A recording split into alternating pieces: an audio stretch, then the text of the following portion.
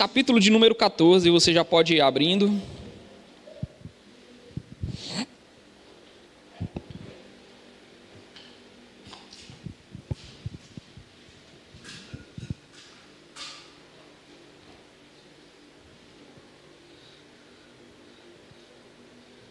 Baby, traz a minha garrafinha aqui, por favor.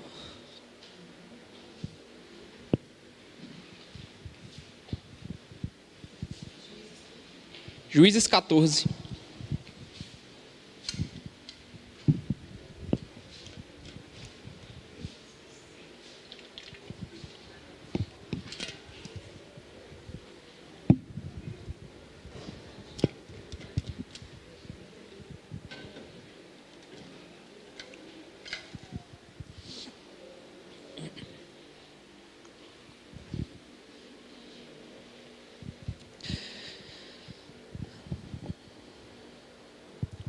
A palavra do Senhor diz assim: Sansão foi a Tímna, onde viu uma das filhas dos filisteus.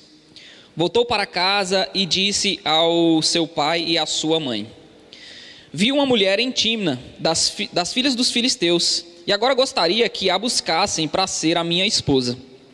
Porém o seu pai e a sua mãe lhe disseram: Será que não há mulher entre as filhas de seus parentes ou entre todo o nosso povo, para que você tivesse de ir procurar uma esposa no meio dos filisteus, aqueles incircuncisos?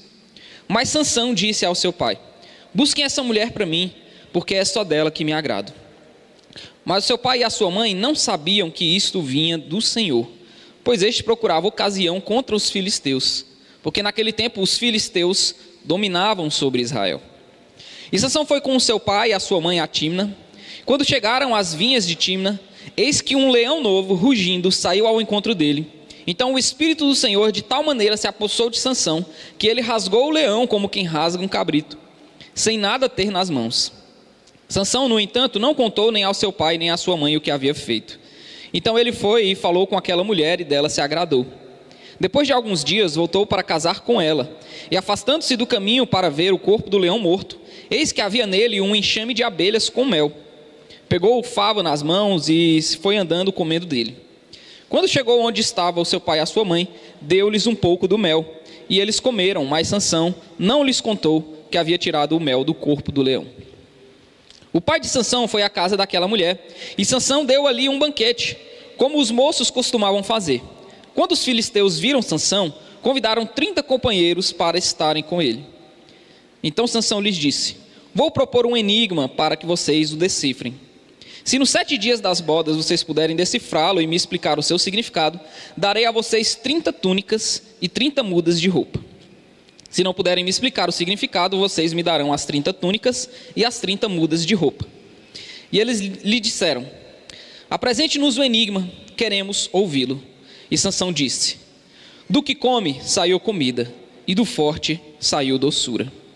E em 3 dias não puderam decifrar o enigma.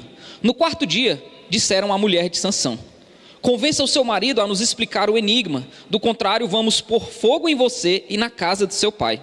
Vocês nos convidaram para poderem se apossar do que é nosso, não foi?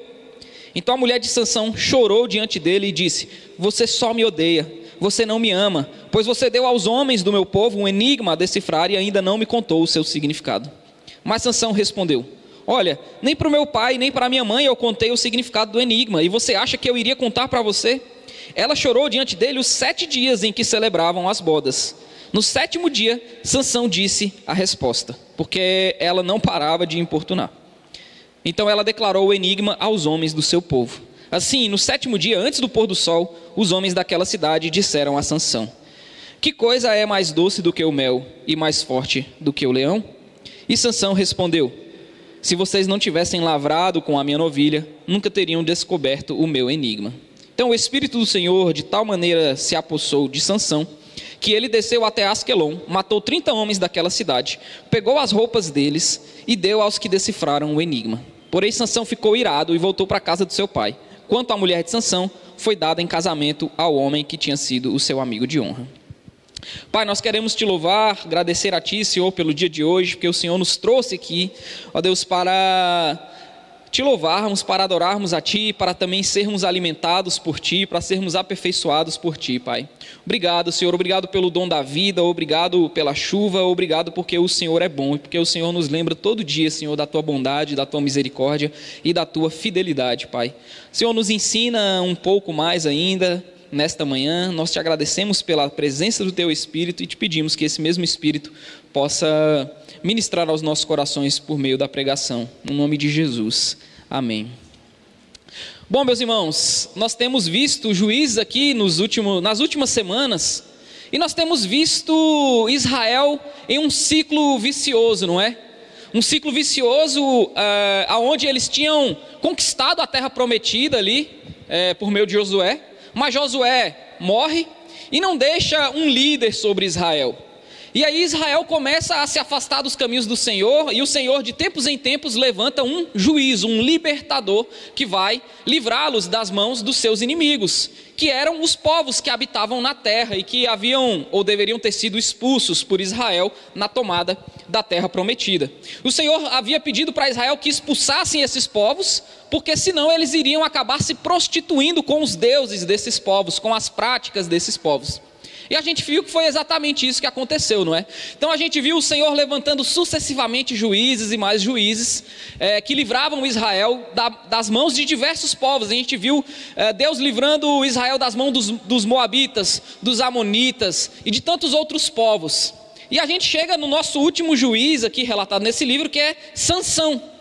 E a gente viu que a estratégia de Deus para livrar o seu povo com Sansão foi um pouco diferente. Até então o Senhor levantava homens e até uma mulher como Débora, que já estavam grandes, que já eram crescidos. E em Sansão a gente viu no capítulo 13, na semana passada, que ele decide escolher alguém desde o ventre. A gente viu como que isso apontava até para o nascimento de Jesus também, que foi escolhido desde o ventre como Filho de Deus para libertar o seu povo. E a gente viu isso no capítulo 13, a gente viu que Deus escolhe uma mulher que era estéril e fala para essa mulher: olha, você vai dar à luz a um filho, e por meio desse filho eu vou começar a libertar o meu povo das mãos dos filisteus, que era o inimigo aqui da época.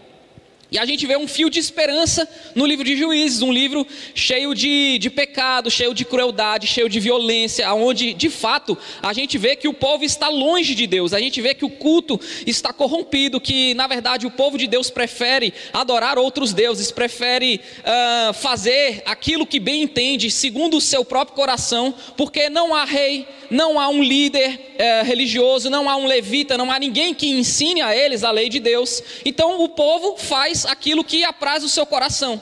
Mas a gente vê um fio de esperança no capítulo 13. Deus vai fazer nascer um menino escolhido desde o ventre, que faz ser escolhido para livrar o povo de Deus, para salvar o povo de Deus. E aí a gente pega e termina o capítulo 13 com esse fio de esperança. E aí vem o capítulo 14, que é o que nós acabamos de ler, meus irmãos, e dá um balde de água fria na gente. Por quê? Porque o menino que foi escolhido desde o ventre da sua mãe, o menino que é fruto de um milagre, porque a mulher era estéril, e Deus manda um anjo visitar essa mulher e dizer para essa mulher uma boa notícia de que ela daria luz a um filho e que esse menino seria o libertador de Israel. E a gente vem com a esperança do capítulo 13, pensando assim: agora vai. Finalmente, depois de tantos juízes, depois de tantos anos, depois de um ciclo vicioso de pecado, agora vai, porque esse menino é consagrado desde o ventre, não é? A gente viu também que o anjo havia dito para a mãe de Sansão que ele seria nazireu, ou seja, ele deveria ser consagrado ao Senhor desde o ventre. E o que ele não poderia fazer, basicamente, por ser nazireu, eram 3 coisas. Ele não poderia tomar nenhuma bebida forte, comer nada que fosse do fruto da videira, né? Então vinho, bebida alcoólica, esse tipo de coisa ele não poderia fazer.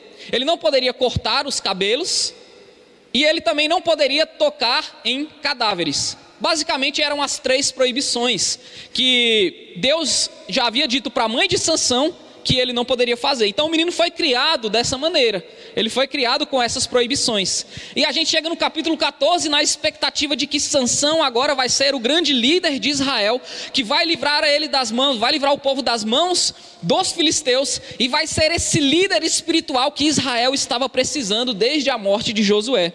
E quando a gente chega no capítulo 14, a gente fala, agora vai, e a gente toma um balde de água fria, porque a gente vai ver que Sansão vai ser mais do mesmo, que Sansão, assim como todos os outros juízes de Israel, vai conseguir cumprir o propósito simplesmente pela graça e misericórdia de Deus, porque o Espírito de Deus vai capacitá-lo a cumprir a tarefa apesar das suas falhas. É isso que a gente vai ver, e a gente vai ver isso hoje de manhã em 4 pontos. O primeiro ponto, que está do verso 1 até o verso 4 no texto que a gente leu, e a gente vai ver que Sansão escolhe uma noiva. Sansão vai se casar com uma mulher, e o texto já começa com algo estranho a gente, porque o capítulo 13 termina dizendo que Sansão vai livrar Israel das mãos dos filisteus, e que o Espírito do Senhor vai o capacitar para isso. E no capítulo 14 já começa dizendo que Sansão foi a Tímna, uma cidade dos filisteus, onde os filisteus dominavam, e ele viu uma das filhas dos filisteus, e ele volta para casa dizendo ao seu pai e à sua mãe que ele quer se casar com essa mulher, ele quer se casar com ela. E aí ele gostaria que os pais buscassem essa mulher para ser esposa deles, porque era o costume da época, eram os pais quem escolhiam os casamentos, quem escolhiam os noivos. E aí Sansão fala, olha, eu gostei dessa mulher filisteia, eu quero me casar com essa mulher filisteia. Isso já é estranho para a gente, assim como é estranho para os pais de Sansão. E os pais de Sansão perguntam para ele, será que não há mulher entre as filhas dos seus parentes, ou entre todo o nosso povo, para que você tivesse de ir procurar uma esposa no meio dos filisteus, aqueles incircuncisos? E Sansão fala, não, eu quero essa mulher para mim, é só dela que eu me agrado. Mas o verso 4 vai dizer que o seu pai e a sua mãe não sabiam que aquilo vinha do Senhor, porque o Senhor procurava uma ocasião contra os filisteus, porque naquele tempo os filisteus dominavam sobre Israel. Sabe, meus irmãos, essa aqui não é uma história apenas de um homem que se apaixona por uma mulher e vai vencer todas as barreiras culturais, e vai vencer as barreiras étnicas, vai vencer as barreiras raciais em prol do amor. Não é essas histórias de filme, de Hollywood, que a gente está acostumado a ver, de casais improváveis que vão se casar apesar dos seus pais, apesar dos seus contextos culturais diferentes, como Romeu e Julieta. Não é nada disso. Na verdade, Êxodo proibia o casamento com os povos dessas terras. O Senhor havia proibido antes mesmo do povo chegar à terra prometida. O Senhor já havia advertido o seu povo dizendo, olha, eu não quero que vocês casem as suas filhas com os filhos dos povos dessa terra, porque vocês serão influenciados pelos povos dessa terra. Se vocês se casarem com os povos dessa terra, não é que vocês vão fazer os povos se converterem a mim, pelo contrário, vocês é quem vão se prostituir com os deuses desses povos. E a gente viu Israel fazendo isso no decorrer do livro de Juízes diversas vezes, meus irmãos.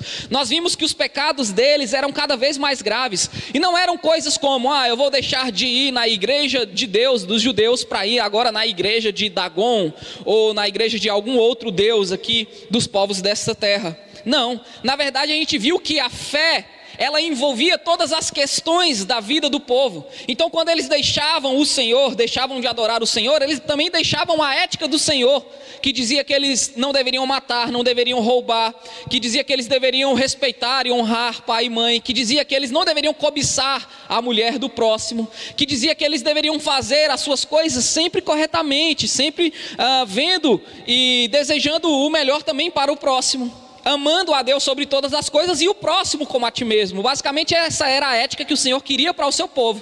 E quando eles deixavam o Senhor, eles deixavam essa ética de lado, e aí eles faziam as práticas abomináveis das outras nações, entre elas sacrificar os seus próprios filhos.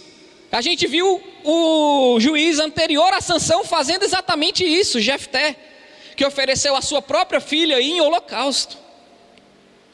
Era basicamente isso que o Senhor não queria. E a gente vê Sansão, a expectativa de salvador do povo, já aqui escolhendo uma mulher dos filisteus para se casar.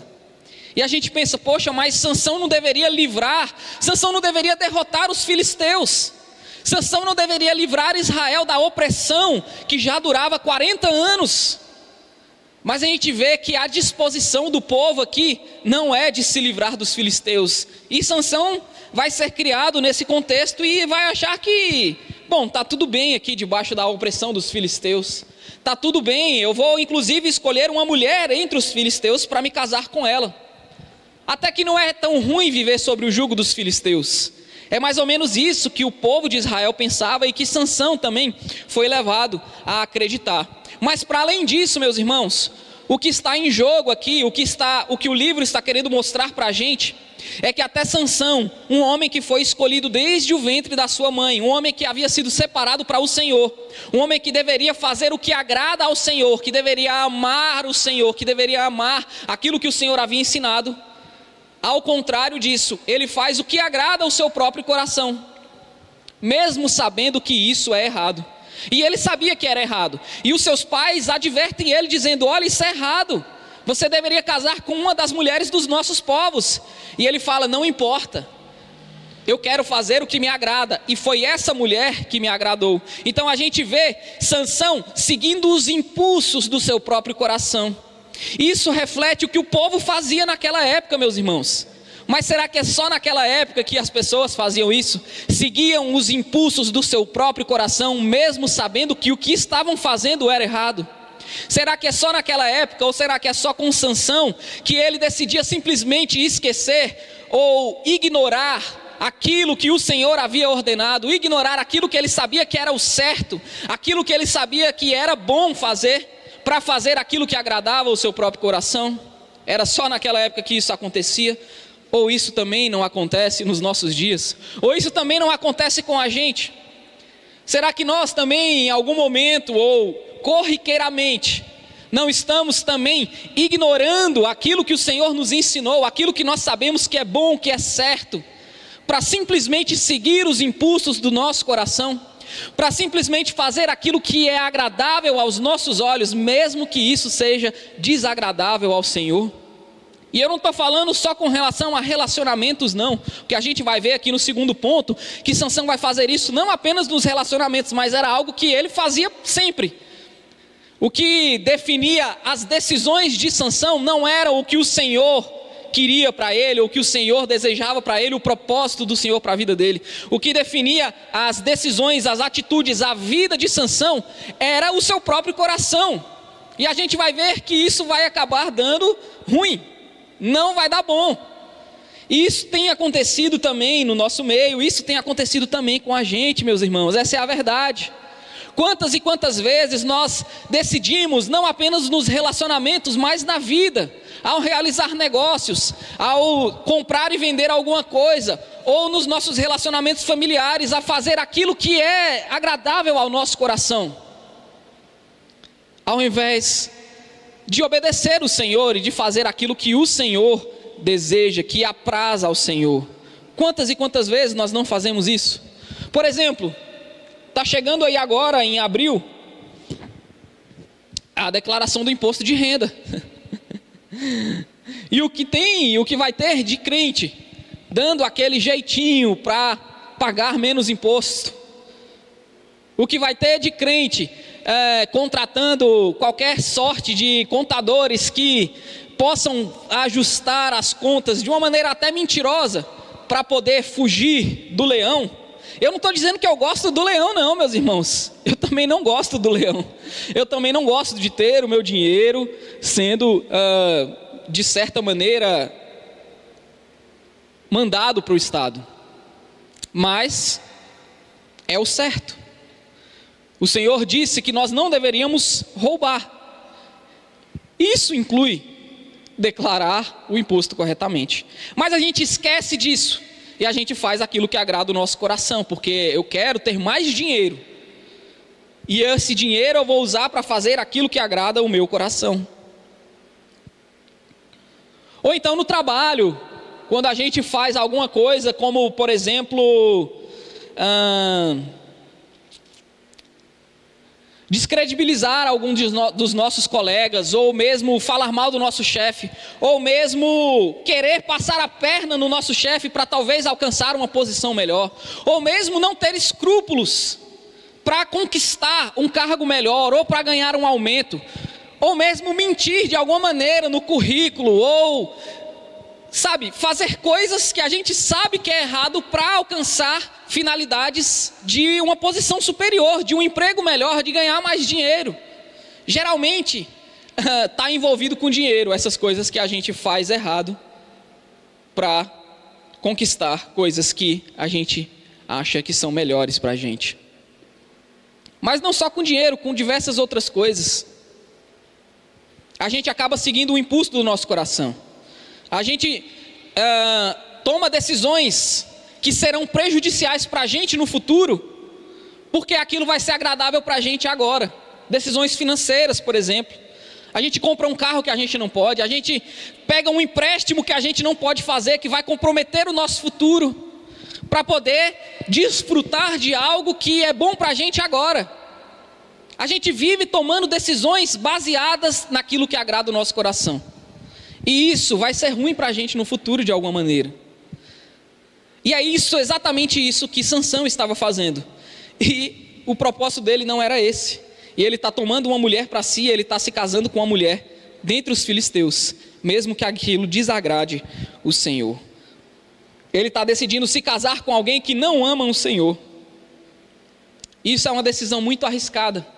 Porque, como eu falei para vocês, fé influencia tudo. Fé é como a gente vive. Fé é o que vai orientar as nossas decisões. Fé é o que vai orientar como a gente responde aos dilemas da vida, como a gente se relaciona com o nosso cônjuge, com os nossos parentes, com os nossos irmãos da igreja. Fé influencia tudo. Fé é como a gente trabalha, é a nossa ética de trabalho, é a nossa moralidade na sociedade, como a gente toma as nossas decisões. Fé envolve tudo isso. E se Sansão está casando com uma mulher que não ama o Senhor, isso quer dizer que talvez em um dilema moral, a decisão dela vai ser uma decisão diferente da que Sansão gostaria ou deveria ter tomado.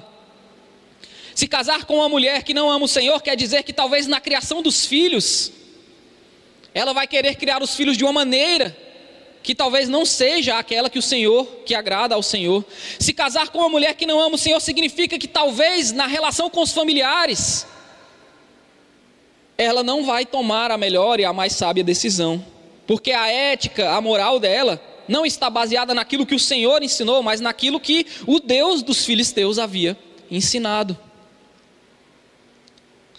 E é basicamente isso. É uma decisão muito arriscada, e nesse caso aqui até pecaminosa. Mas o texto está dizendo algo que nos traz um alento no verso 4, que tudo aquilo, de alguma maneira, vinha do Senhor, porque o Senhor estava fazendo ou procurando uma ocasião contra os filisteus. A gente está vendo que Sansão está muito confortável no meio dos filisteus, que os israelitas estão muito confortáveis, eles estão há 40 anos sofrendo essa opressão, e ninguém se levantou para clamar ao Senhor, ninguém pediu ao Senhor para ser livrado das mãos dos filisteus. Então eles estão muito confortáveis no pecado, eles estão muito confortáveis fazendo aquilo que não agrada o Senhor, e o Senhor de alguma maneira está procurando uma ocasião para mostrar que aquilo não é bom, que estar no meio dos filisteus, sendo amigo dos filisteus, não é nada bom, porque vai acabar e tem influenciado eles a fazerem coisas que são desagradáveis ao Senhor. Meu segundo ponto é que Sansão vai agora quebrar o seu nazireado, vai quebrar o seu voto. Lembra que eu falei para vocês que ele era proibido basicamente de 3 coisas: tomar bebida forte, cortar o cabelo e tocar em cadáveres. Mas olha o que Sansão vai fazer aqui, do verso 5 até o verso 9. E Sansão foi com seu pai e sua mãe até Tímna, e quando chegaram às vinhas de Tímna, eis que um leão novo, rugindo, saiu ao encontro dele. Então o Espírito do Senhor de tal maneira se apossou de Sansão, que ele rasgou o leão, como quem rasga um cabrito, sem nada ter nas mãos.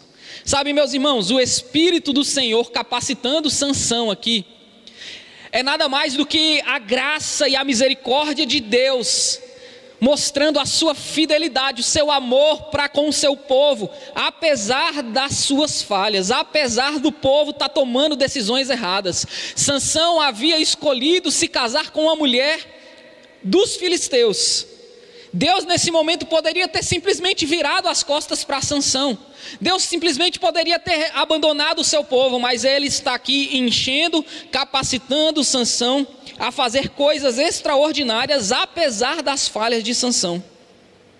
Talvez se o Espírito do Senhor não tivesse capacitado Sansão aqui nesse momento, ele teria sido morto por um leão, e o Salvador do povo de Deus teria sido morto, e a opressão continuaria por mais não sei quantos anos. E aí o Senhor enche Sansão, ele pega um leão jovem, então, que está no seu vigor físico, e ele simplesmente rasga o leão com as suas próprias mãos. Sansão, no entanto, não contou nem ao seu pai nem à sua mãe o que havia feito. Então ele foi e falou com aquela mulher, e dela se agradou. E depois de alguns dias voltou para casar com ela. E afastando-se do caminho para ver o corpo do leão morto, eis que havia nele um enxame de abelhas com mel. Pegou o favo nas mãos e se foi andando e comendo dele. E quando chegou onde estava o seu pai e a sua mãe, deu-lhes um pouco do mel, e eles comeram. Mas Sansão não lhes contou de onde havia tirado o mel, que era do corpo do leão.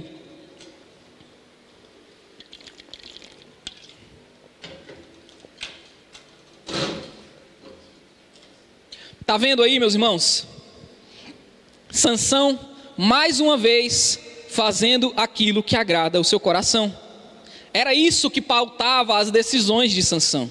Ele passa de novo no caminho onde ele havia matado o leão. Ele vê ali a carcaça do leão, só que além disso ele vê um favo de mel. Esse favo de mel está no corpo, na carcaça de um leão morto, que ele mesmo havia matado. O que Sansão pensa? Esse mel aí deve estar bom. E ele vai e pega do mel no corpo do leão morto, e vai comer aquele mel e dá o mel para o seu pai e para a sua mãe. E o que tem de mal nisso, meus irmãos? O que tem de mal nisso é que Sansão simplesmente não poderia tocar em cadáveres. E ele pega o mel que estava no cadáver de um leão. Ou seja, Sansão está aqui nesse momento, já no início da sua história, quebrando o seu voto diante de Deus. Quebrando aquilo que era o propósito de Deus para a sua vida, porque ele está simplesmente fazendo aquilo que agrada o seu coração. Nesse caso aqui era um favo de mel. Mas quantas e quantas vezes, meus irmãos, nós também não estamos simplesmente quebrando o propósito de Deus, desagradando o Senhor, fazendo aquilo diferente daquilo que o Senhor nos chamou para fazer. O Senhor nos criou, cada um de nós, com uma missão, com um propósito de vida, de glorificar o seu nome, seja no nosso trabalho, na nossa família, de fazer aquilo que agrada o Senhor, e por meio da nossa ética, da nossa moralidade, por meio das nossas práticas, por meio de sermos luz e sal nessa terra, as outras pessoas também vão conhecer o Senhor. E aí a gente está fazendo aquilo contrário ao que o Senhor nos escolheu para fazer, porque nós preferimos fazer aquilo que agrada o nosso coração. É isso que o texto está mostrando. O escolhido de Deus fazendo aquilo que agrada o seu coração. E agora ele quebra o seu voto, que só tinha 3 exigências, e ele quebra tocando em um cadáver para pegar um pouco de mel. E ainda dá para os seus pais um mel que estava sujo, um mel que era impuro. Imagine só como que, essa proibição, meus irmãos, que o Senhor dava alimentar, essas proibições alimentares que Deus dava para o seu povo, não era simplesmente um capricho do Senhor. Essas comidas que eram consideradas impuras, eram comidas que poderiam de fato fazer mal e matar o seu povo. Imagine só um mel que cresceu em um cadáver. Esse mel poderia ter todo tipo de bactérias, todo tipo de sujeira, todo tipo de doenças. Ao comer esse mel, ele está colocando em risco a sua própria vida e ainda dá para os seus pais. Ou seja, não era um simples capricho do Senhor. Era uma proibição que fazia sentido, era uma proibição que deveria preservar a saúde e a vida do povo de Deus. E Sansão está aqui novamente fazendo aquilo que agrada o seu coração. Sansão nos mostra, meus irmãos, que apesar de ser alguém dedicado ao Senhor desde o ventre, ele seguirá o rumo dos outros juízes. Um homem cheio de falhas, um homem que não consegue obedecer ao Senhor, e um homem que faz aquilo que bem entende. Infelizmente, esse é o escolhido de Deus, aqui no livro de Juízes. Mas o texto continua, meus irmãos, e não termina. As peripécias de Sansão não terminam aqui. Sansão, como eu falei para vocês, está bem amigo e bem familiarizado com os filisteus. E do verso 10 até o verso 17 vai mostrar essa proximidade, essa amizade, que deveria ser inimizade. Sansão deveria ser aquele que iria lutar contra os filisteus, mas ele está fazendo aqui cada vez mais amizade com os filisteus.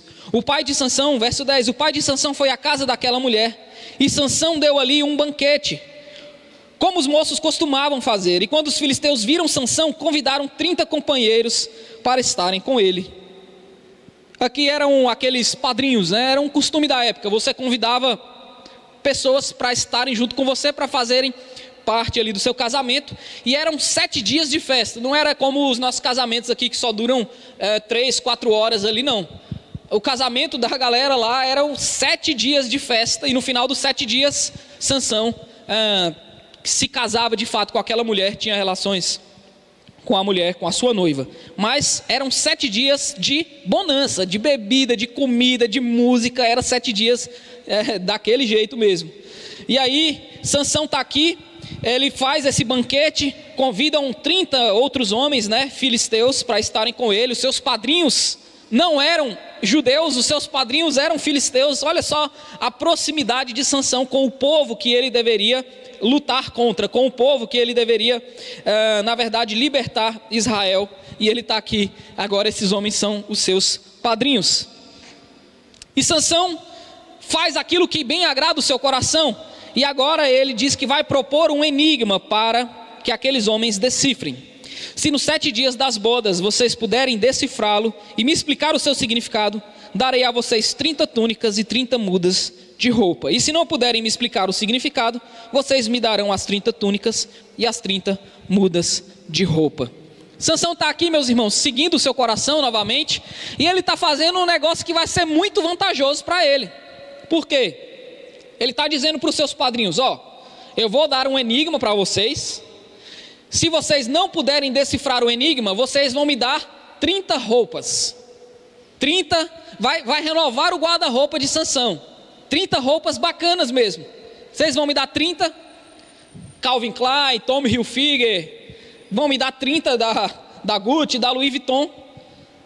Mas se vocês decifrarem o enigma, sou eu quem vou dar para vocês. Só que Sansão era esperto, Sansão era mala. Ele sabia que o enigma que ele ia dar para esses homens era impossível de se decifrar. Não era como uma pergunta que a gente tem aí nos nossos dias. Não era algo como, sabe, não era um enigma popular. Não era um enigma que eles poderiam de fato descobrir. Seria impossível para esses homens descobrirem. Então Sansão está dando uma de esperto, está dando uma de mala. Está novamente fazendo aquilo que agrada o seu coração. E aí os homens, aparentemente, se cada um de nós perder, a gente simplesmente vai pagar uma túnica. Se ele perder, ele vai ter que pagar 30. O prejuízo é muito maior para Sansão. Vamos aceitar isso aí, todo mundo está chapado uma hora dessa, todo mundo já tomou um monte de vinho. E eles simplesmente aceitam o enigma de Sansão. E Sansão fala para eles, o enigma é o seguinte, verso 14. Do que come, saiu comida, e do forte, saiu doçura. Sansão está dizendo, né, aquilo que ele acabou de fazer ali no caminho.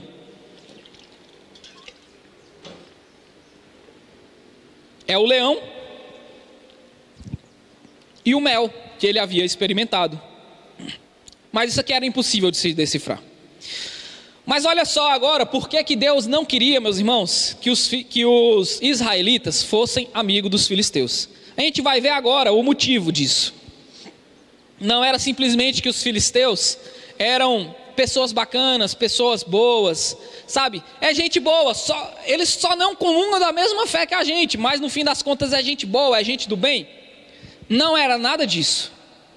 Olha só o que os filisteus vão fazer aqui, que vai dar um pouquinho, vai mostrar um pouquinho da ética e da moralidade desses homens, e que era bem diferente daquilo que o Senhor queria para o seu povo. Em 3 dias eles não puderam decifrar o enigma. No 4º dia, disseram à mulher de Sansão: convença o seu marido a nos explicar o enigma. Do contrário, vamos pôr fogo em você e na casa do seu pai. Vocês nos convidaram para poderem se apossar do que é nosso, não foi? Olha só o que esses homens estão fazendo, meus irmãos. Esses homens eram padrinhos de casamento. Eles estavam comemorando o casamento de Sansão e daquela mulher. Muito provavelmente aquela mulher era conhecida, era amiga deles, talvez até parente deles, porque havia convidado esses 30 homens para serem padrinhos de casamento. E os padrinhos de casamento, imagina nos dias de hoje, você escolhe ali os seus padrinhos a dedo. Seus padrinhos têm que dar presentes para você no casamento, não é? Eu e a Bruna, a gente é convidado para ser padrinho direto. É cada facada que a gente passa 10 meses pagando. Ainda tem o vestido, maquiagem. Não é bom negócio ser chamado para ser padrinho de casamento não, meus irmãos. Mas no fim das contas é muito bom, assim, é gratificante você poder ajudar aquelas pessoas que você ama. Então o padrinho é aquele que vai te ajudar no casamento. Agora olha só os padrinhos aqui dos filisteus. Eles chegam diante da mulher e falam: olha, se você não contar para a gente qual que é a resolução do enigma, nós vamos queimar você, os seus pais e a casa de vocês, tudo junto. E eles estão falando sério, meus irmãos. Eles estão falando sério. Eles preferiam matar essa mulher, essa família, matar a noiva no seu casamento, do que dar uma muda de roupa para Sansão. Sansão está querendo ser amigo dos filisteus, e os filisteus estão enxergando Sansão e os israelitas como escória, como o povo inferior. É o povo que a gente oprime, eles são os nossos escravos. Você acha que eu vou perder? Você acha que eu vou dar a minha roupa, perder uma disputa com um israelita, com esse tal de Sansão? Negativo. Eu prefiro matar você, os seus pais, e tacar fogo na sua casa, do que simplesmente dar uma peça de roupa para esse tal de Sansão. Essa era a ética dos filisteus, meus irmãos. Isso é só uma das coisas cruéis e más que esse povo fazia. É por isso que o Senhor falava para Israel se manter longe desse povo. É por isso que o Senhor queria livrar Israel da mão desse povo. Imagine se eles estão fazendo essa crueldade no casamento de uma das suas amigas, o que eles não iriam fazer com o povo, o que eles não estavam oprimindo e torturando e matando o povo de Deus. Imagine só o que eles não estavam fazendo com o povo de Deus. Esses eram os filisteus. E Sansão está aqui, amigo dos filisteus até então. Ele é amigo. Está numa confraternização, está dando um banquete, são os seus padrinhos, ele faz uma charada. Sansão achava que ia ganhar algo, ia dar bom para ele aqui, ia ganhar 30 roupas, ia renovar o guarda-roupa, 30 túnicas, 30 peças de roupa. Mas ele está se metendo com os filisteus, meus irmãos, e isso vai dar ruim. Eles não aceitariam perder. E o que era para ser em dias de festa, se tornam em dias de lamentação para a noiva de Sansão. A noiva de Sansão aflita, esse era o terceiro dia, tinha mais 4 dias de festa. E nos outros 4 dias de festa, essa mulher começa a chorar. Então a mulher de Sansão chorou diante dele e disse: você só me odeia, você não me ama, pois você deu aos homens do meu povo um enigma a decifrar e ainda não me contou seu significado. E Sansão fala: mulher, para de chorar. Eu não contei nem para o meu pai, nem para a minha mãe. Você acha que eu vou contar para você? E ela chora diante dele os 7 dias em que eles celebravam as bodas. Imagina só, meus irmãos, a aflição dessa mulher. Até o terceiro dia para ela foi festa, mas o 4º dia, o 5º dia, o 6º e o 7º dia foram dor e aflição para essa mulher, sabendo que ela seria morta, queimada, juntamente com os seus pais e toda a sua casa. Aquela mulher sofre, meus irmãos, e está no pé de Sansão os outros 4 dias chorando, pedindo a ele. Só que ela não fala para ele o que os filisteus tinham dito. Ela não fala que se ele não contasse ela seria morta. Ela está simplesmente implorando, pedindo, e Sansão está achando que é um capricho dela, e Sansão não conta. conta, e aquela mulher vai sofrendo, 5º dia, 6º dia, e o dia da morte da mulher se aproximando, Sansão não está sabendo e não conta, até que no 7º dia, verso 18, antes do pôr do sol, na verdade, ela chorou diante dele os 7 dias em que celebravam as bodas. No 7º dia, Sansão disse a resposta, porque ela não parava de importunar. E aí ela pega e declara o enigma aos homens do seu povo. E aqueles homens vão, no último dia, antes do pôr do sol, e falam para Sansão: a gente decifrou o seu enigma. Otário, pensou que ia ganhar em cima da gente? Chegamos à solução. Nós somos muito inteligentes. Que coisa é mais doce do que o mel? E que coisa é mais forte do que o leão? Sansão, na hora, pega a ideia. E aqui eu vou para o meu 4º e último ponto. Sansão finalmente se volta contra os filisteus. Sansão pegou a ideia, meus irmãos. Sansão entendeu o que estava acontecendo. Ele percebeu que a sua noiva havia contado o enigma para os filisteus. Só que ele não sabia o motivo. Ele não sabia que aqueles homens cruéis haviam ameaçado ela e iriam tacar fogo nela, nos seus pais e na sua casa. Iriam assassiná-los a sangue frio. E aí ele pega e fala para aqueles homens: adivinharam, né? Mas se vocês não tivessem, é um ditado popular, se vocês não tivessem lavrado com a minha novilha, nunca teriam descoberto o meu enigma. Basicamente, Sansão está dizendo para aqueles homens: vocês são safados. Vocês trapacearam. Eu sei o que vocês fizeram. Vocês convenceram a minha mulher a me enganar, a me perguntar o enigma para que ela pudesse contar para vocês a verdade. E aí Sansão, meus irmãos, fica indignado com isso. Ele fica indignado. Ele percebe agora que a moralidade dos filisteus não é aquilo que ele pensava. O que ele faz? Ele sai da festa. Ele desce até uma cidade chamada Asquelon, que era uma cidade também, território dos filisteus. Verso 19: então o Espírito do Senhor de tal maneira se apossou de Sansão, que ele desceu até Asquelon, matou 30 homens daquela cidade, pegou as roupas deles e deu aos que decifraram o enigma. Porém Sansão ficou irado e voltou para a casa do seu pai. Quanto à mulher de Sansão, foi dada em casamento ao homem que tinha sido o seu amigo de honra. Que texto complicado, né, meus irmãos? Que história. E Sansão está lá em Hebreus, na lista de heróis da fé. E o Espírito do Senhor encheu Sansão. E Sansão, com o Espírito do Senhor, o que ele faz? Ele vai matar 30 filisteus que não tinham nada a ver com a história, para roubar a roupa desses homens e dar aos seus 30 padrinhos de casamento. Mais uma vez a graça de Deus, sabe, meus irmãos, preservando a vida de Sansão. Porque imagina se Sansão chega lá em Asquelon, diante daqueles homens, ele não seria capaz de derrotar aqueles 30 homens. Na ira, sabe, na raiva que Sansão estava, ele iria ser morto. Mas Deus havia feito uma promessa de que livraria o seu povo pelas mãos de Sansão. Deus havia prometido que iria preservar esse povo.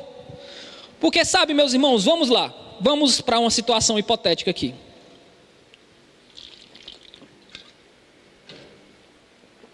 Se Deus simplesmente tivesse desistido de Israel,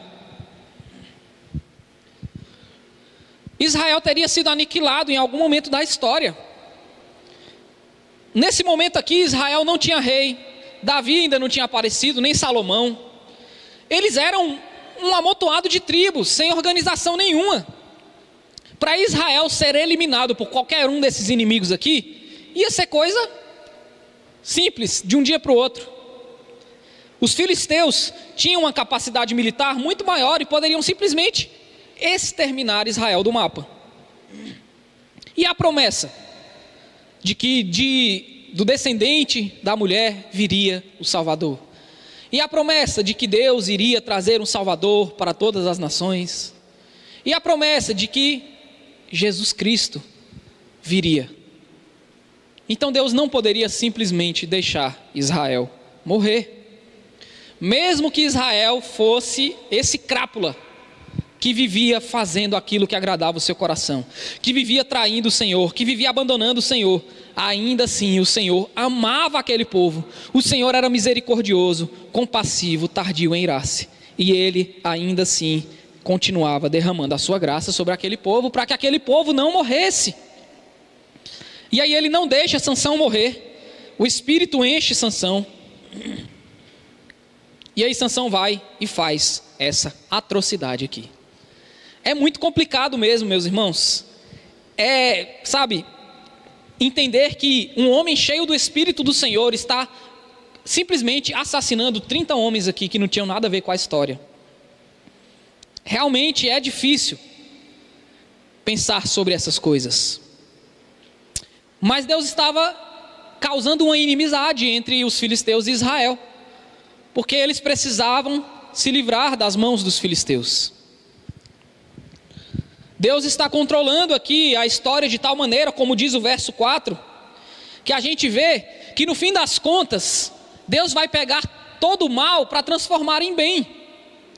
Deus vai pegar o mal que os filisteus faziam, e que os israelitas também estavam acostumados a fazer, porque estavam envolvidos em todas essas maldades, para transformar em algo bom, em algo que seria a salvação do seu povo. Para completar a história, Sansão quebra o seu voto novamente, porque ele matou 30 homens. Ele pega nos cadáveres desses homens para tirar essas 30 túnicas. Ele está quebrando o seu voto mais uma vez. Ele volta irado, e o casamento de Sansão, meus irmãos, não é mais casamento. A mulher de Sansão casa com outro homem, porque Sansão simplesmente vai embora. Ele larga a sua noiva, ele agora está indignado com os filisteus. Ele larga a sua mulher, entrega as túnicas, paga a sua dívida e vai embora. E o pai da noiva, sem saber o que fazer, casa ela com um dos padrinhos do casamento. Que história, né, meus irmãos? Que bagunça. Uma história meio sem pé nem cabeça. Quanto pecado, quanta tolice, quanta violência, quanta maldade.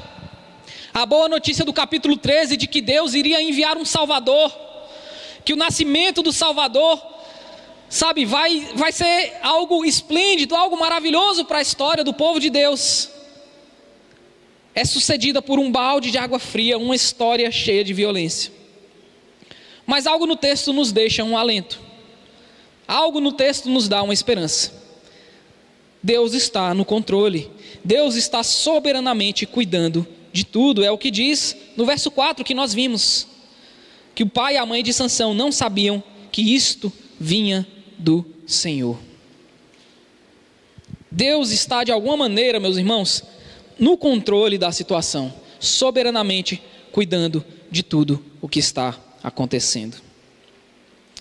Algo interessante, o propósito de Deus, apesar das falhas e de toda a violência que Sansão comete, o propósito de Deus está tomando um rumo agora. Por quê? Sansão foi escolhido para derrotar os filisteus, mas Sansão começa o texto querendo se casar com a filisteia, e ele termina o texto percebendo que os filisteus são inimigos de Israel. Era uma ocasião como essa que faltava para Sansão entender que o seu propósito não é se confraternizar com os filisteus, mas derrotá-los para salvar o povo de Deus. Por mais que a gente não consiga entender, por mais que pareça que o mal vai vencer, por mais que, a gente tenha um gosto amargo ao tratar desses textos, no fim das contas, Deus está usando todas essas circunstâncias, meus irmãos, para o propósito de salvação do seu povo. Deus está tornando o mal, a violência, em algo que vai salvar o seu povo. E se você acha que esse conceito é um conceito distante do Evangelho, você está um pouco enganado. Porque esse conceito de tornar o mal em bem, de usar o pecado do povo para um bem maior, de tornar a violência em salvação, não é exclusiva da narrativa de Sansão. Isso aconteceu também na história de Jesus. Atos dos Apóstolos, capítulo 2, verso 22. Pedro pregando para os judeus. Ele diz o seguinte: israelitas, escutem o que eu vou dizer. Jesus, o Nazareno, homem aprovado por Deus diante de vocês, com milagres, prodígios e sinais, os quais o próprio Deus realizou entre vocês por meio dele, como vocês mesmos sabem.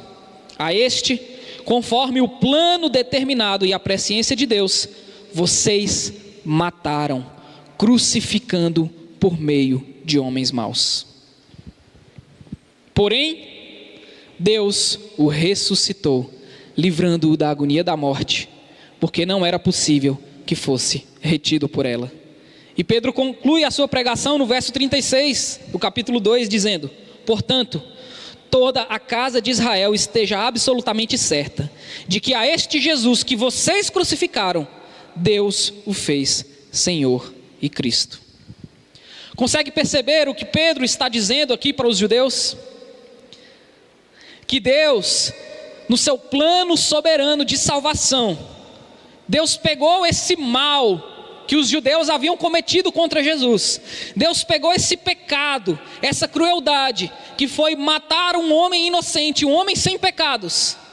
Deus pegou essa crueldade que os judeus haviam feito contra Jesus e cumpriu o seu propósito de salvar todos nós, meus irmãos.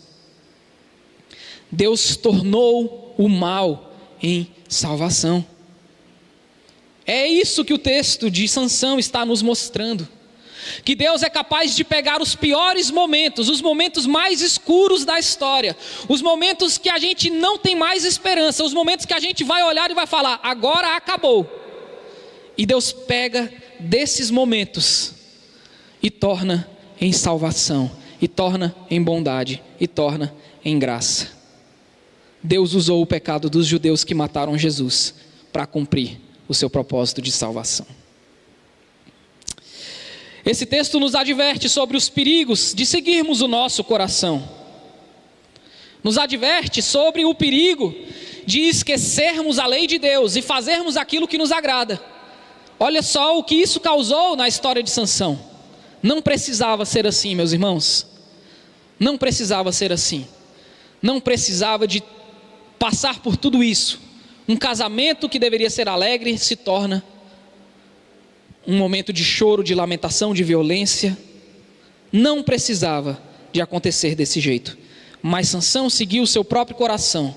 E ele termina a história triste, irado, infeliz e sem a sua noiva, porque ele preferiu seguir o seu coração. E esse texto nos adverte sobre os perigos de nós seguirmos também o nosso próprio coração. Mas acima de tudo, meus irmãos, esse texto nos mostra que Deus está controlando cada detalhe da vida daqueles que são seus filhos. Deus está tornando o mal em bem. Deus está pegando até mesmo os nossos erros. Sabe aquela história de que Deus escreve certo por linhas tortas? É mais ou menos isso.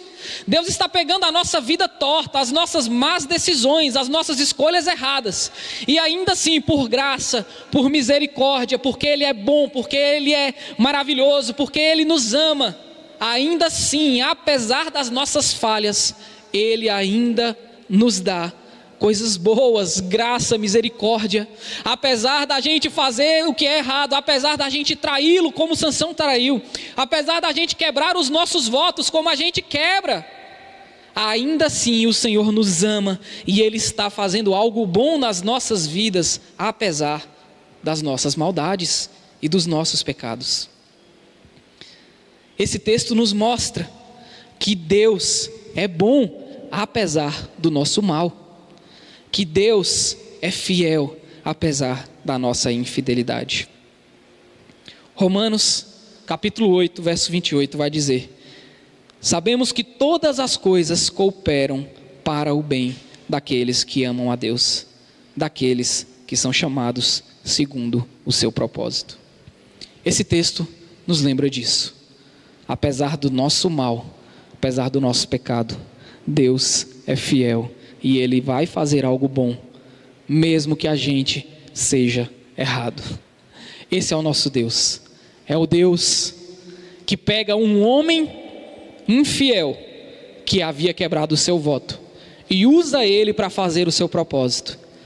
E no final das contas, o nome desse homem vai estar escrito lá na lista de heróis da fé de Hebreus.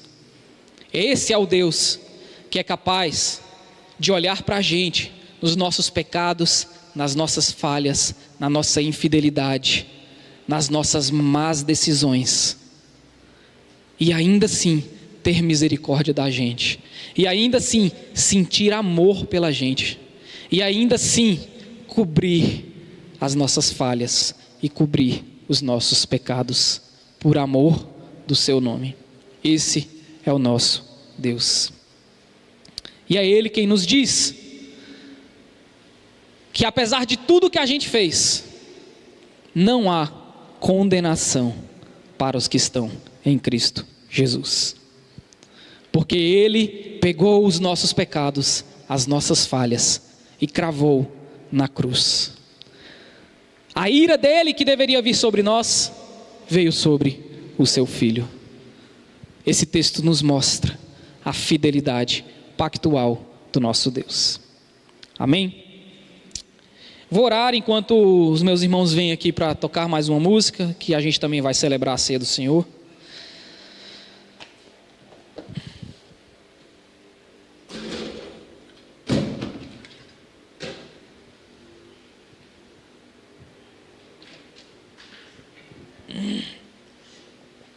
Senhor, eu quero dizer, Pai, nessa manhã, obrigado porque o Senhor não nos abandona, Pai. Mesmo quando a gente está seguindo o nosso próprio coração, o Senhor, no fim das contas, está cuidando da gente, Pai. O Senhor pega o mal que há em nós e transforma em graça, em bondade, Deus. Muito obrigado, Senhor, muito obrigado porque o Senhor não nos deixa, mesmo que a gente insista em tomar decisões segundo o nosso coração. Mesmo que isso de alguma maneira vá gerar prejuízo para a gente, isso poderia gerar morte para nós, isso poderia gerar, ó Deus, tantas coisas ruins, e o Senhor abranda a nossa maldade, porque o Senhor é bom, porque o Senhor é misericordioso, porque o Senhor é tardio em irar-se, Deus. Muito obrigado, Senhor, muito obrigado, Deus, porque o Senhor está escrevendo as nossas histórias, apesar das nossas más decisões. Ó Deus, eu peço que o Teu Espírito nessa manhã venha nos direcionar para tomarmos melhores decisões, Pai. Que ao invés de nos guiarmos e nos pautarmos pelo nosso próprio coração, como Sansão, e como nós mesmos fazemos, que em nome de Jesus o Teu Espírito possa nos tocar, nos santificar, nos transformar, de tal maneira que nós deixemos de ser violentos, que nós deixemos de ser cobiçosos, que deixemos de ser pessoas que escolhem pelas suas próprias vontades e cobiças, mas que em nome de Jesus nós possamos tomar decisões, escolher, pautar a nossa vida com base naquilo que o Teu Filho ensinou, no amor a Ti e no amor aos outros, Pai. Em nome de Jesus, não nos deixa seguir no caminho errado, Deus. Que a Tua graça que nos alcançou possa também nos capacitar a sermos pessoas melhores. Em nome de Jesus, obrigado pela Tua fidelidade. Amém.